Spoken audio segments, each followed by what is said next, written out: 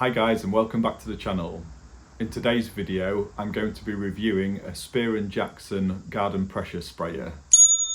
I needed something cheap to put moss killer on the lawn, and when I looked on Amazon this was the cheapest at £11.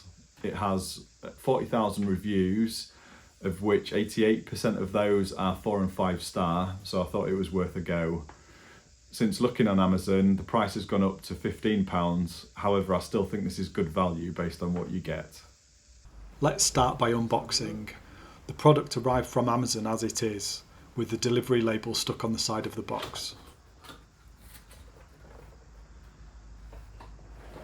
Inside there are only two parts, the bottle pre-assembled with the strap, pump and hose, then the lance slotted down the side of the box with an adjustable nozzle on the end.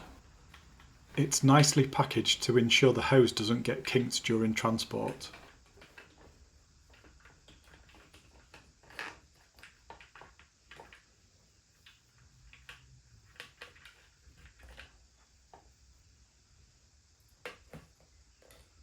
Once unravelled, I can now slot the lance into the handle, then slide the tapered cone nut to lock the lance in place.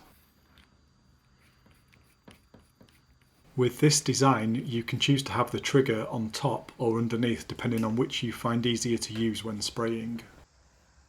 The trigger also has a slide lock to hold it in place while in use. I'll show you how this works later in the video. The nozzle on the end is a little stiff, however once loosened for the first time it is now easier to adjust. I unscrewed it completely to see what was inside. I think this is so you can clean the nozzle if it gets clogged with use over time. There are some simple instructions on the side showing you how to charge the bottle, along with measurements in litres, US gallons and fluid ounces.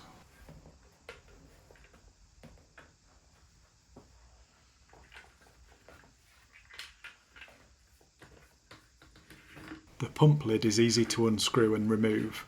It has a wide neck on the bottle which will make it easier to pour liquids into it without having to use a funnel.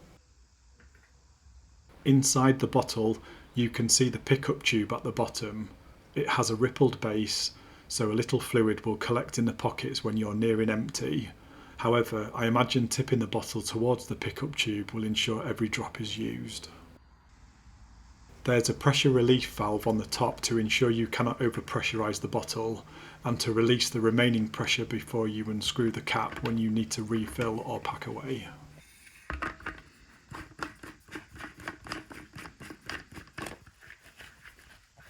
The cap has hooks to lock the bottle in place if you choose to carry it using the pump handle instead of the provided shoulder strap. The pump handle moves up and down easily without much friction, although it does feel like there is a lot of lateral play, so I envisage if any part was to fail, it would most likely be this.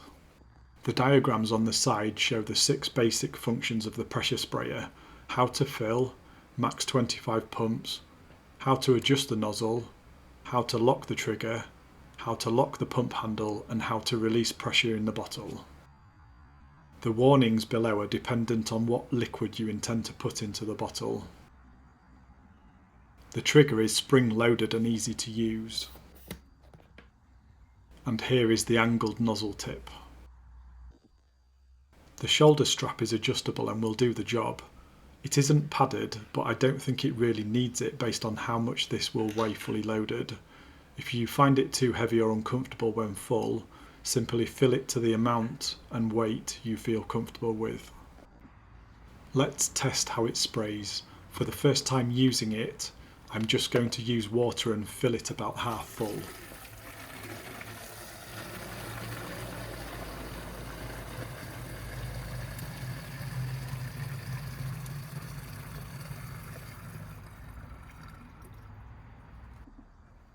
Insert the pump and screw tight.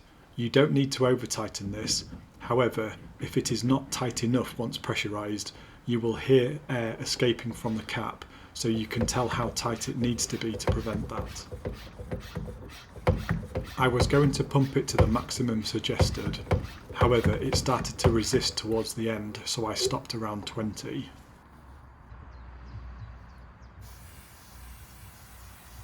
On the spray setting, it has good coverage. I think this is what most people will be using, and here is the jet setting.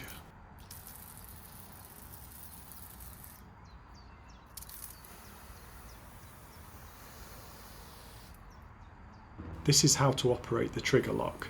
You simply push down, then slide forward to lock. To unlock, slide backward and let go. The handle also has a little cutaway that allows you to store the lance when not in use.